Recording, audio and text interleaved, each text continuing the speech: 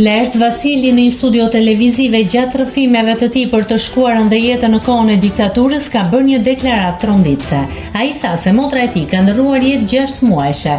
Ishte fëmia i parë i prindërve të tij para se të lindte ai, pasi i kanë marrë më shumë gjak gjatë analizave, gjak të cilin ai tha se e përdorte diktatori Enver Hoxha për i gjenerimin e gjakut të tij.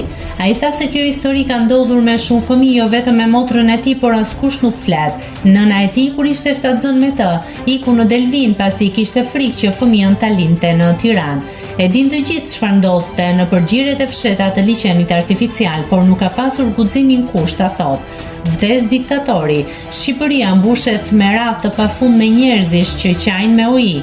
Ti mund të qeshësh me zor nuk qan dot. 2,5 milionë shqiptar kanë qarë me ujë. Merri gjaku nga foshnjat dhe i rigjeneroi gjaku diktatorit. Kështu humbi jetën i me motër 6 muajshe. Kur i çoje fëmijët për analiza, u merrnin më shumë gjak dhe nuk kuptoje. Ndaj dhe nëna shkoi në Delvin dhe më lindi atje, sepse atje ishte e sigurt. Nuk flet njeri për këtë. Përsa janë 90 e mali me gropa, nuk flet akoma njeri për dosjet. E kupton çfarë hipokrizie, tha aktori.